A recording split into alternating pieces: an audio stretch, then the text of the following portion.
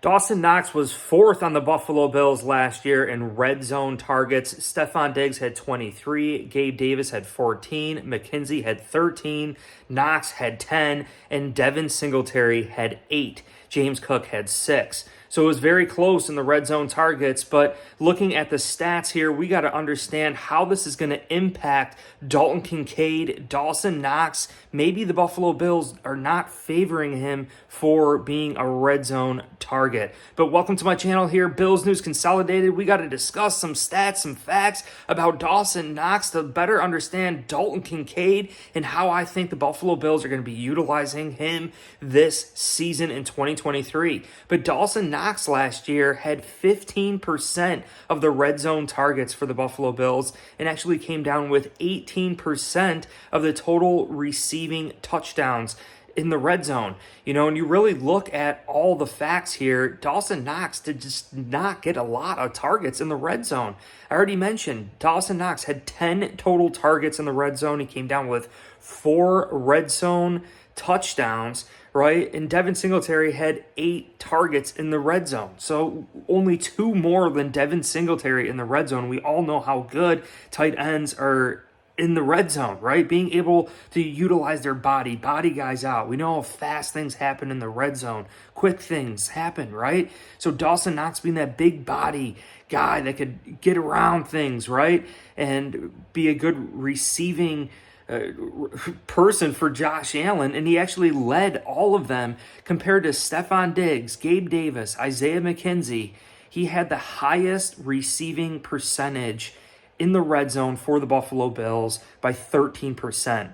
It's absolutely huge. 60% reception percentage for Dawson Knox. And, I think that's absolutely huge. So why was it the Buffalo Bills were not favoring Dawson Knox in the red zone? Why didn't we start targeting Dawson Knox a little bit more in the red zone last year in 2022? And maybe it's because he's not primarily a receiving tight end. He's more of a blocking type tight end. He's more of a dual purpose tight end, keeping teams a little bit honest. That's how you create your separation as a threat of a runner being in a favorable matchup. But I already said it, things happen so fast in the red zone. And I think that's where Dalton Kincaid comes in, because he's still that big body type tight end. He could body guys out. He could catch in the red zone, right? He could run routes a little bit better than Dawson Knox. And he's still got amazing hands. He's got a big catch radius. And I absolutely am loving this. And you look at the other targets here, right? Losing Isaiah McKenzie to free agency. McKenzie coming away with 13 total targets. He had 4 receiving touchdowns as well.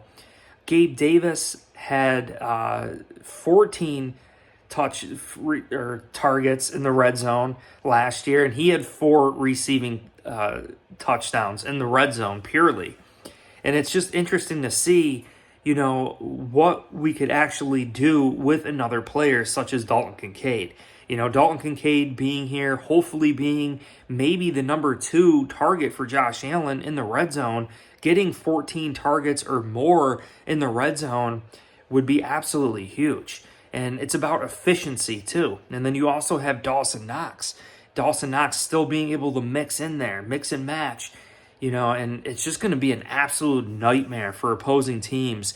We talk about Dalton Kincaid just being a threat, having that feel, that Cole Beasley type feel, being a great route runner, having great hands, having the best hands ever scouted by our football analytic department, who's been doing this for 8 years. The best hands of any prospect coming out of college is on our team right now. So Josh Allen just chucking the ball in his chest in the red zone, I think does us a lot of good here. And even jump ball situations.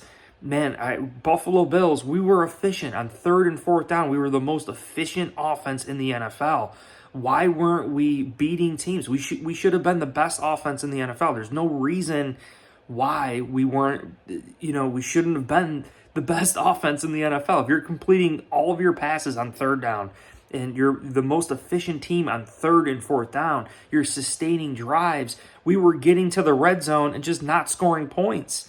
Against teams like the Cincinnati Bengals, right? Kansas City Chiefs, against Philadelphia Eagles, we got to be able to put up touchdowns. Like, field goals are not going to be able to do it.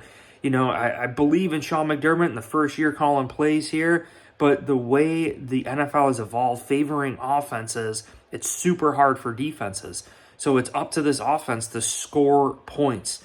And you really take a look at it, the average reception yardage per all of these players last year, Stefon Diggs, Gabe Davis, Isaiah McKenzie, Dawson Knox, they were all around 8 yards. So Josh Allen, I mean, the red zone, 20-yard line to the goal line, right? So Josh Allen was basically averaging an 8-yard pass every time he was passing it to one of his red zone targets. I mean, it's a pretty deep throw for the red zone. You know, there's a lot of traffic that can get in between there, especially when you're condensed down to 20 yards. You're basically condensing that down into 50% and having a lot of guys run around on that football field to try and score a point. You know, there's a lot of traffic, and that's why the tight end position is crucial here for the Buffalo Bills. And we saw it, you know, Bobby Hart last year at 11.5% snap count as a third-string tackle on this team. There is some indication the Buffalo Bills will go big, knowing that we have Damian Harris, Latavius Murray. I think having a 2 tight end package, especially in the goal line and the red zone, is really where we're going to see it deployed the most. You know, maybe in the middle of the field, we actually see Dawson Knox not being tight end 1. You know, Dalton Kincaid, depending on his transition to the NFL, being a receiving type tight end, being that the Buffalo Bills have Josh Allen primarily still a passing attack, maybe Dalton Kincaid wins out that tight end 1 position for the Buffalo Bills in the middle of the field. And then when we get down into that goal line, we start utilizing Dawson Knox, a fresh Dawson Knox, and a Dalton Kincaid, Damian Harris, you know, James Cook, all these guys, Latavius Murray. So, you know, understanding that the Buffalo Bills had their opportunity last year to target Dawson Knox, seeing how well he was doing statistically, and we still opted not to target him, only sparingly, makes me wonder why the Buffalo Bills didn't do that. And then you go out and you draft a guy like Dalton Kincaid, a guy who's definitely going to help out in that area. I really am liking this. I'm really liking this. Let me know in the comments what you guys think. Where do you think Dalton Kincaid is going to have the biggest impact for the 2023 Buffalo Bills? I really am loving this. Brandon Beane brought in a true dynamite player for Bills Mafia. If you guys enjoyed this video, please hit like, subscribe. Check all the links down in the description. You guys can get $20 off SeatGeek.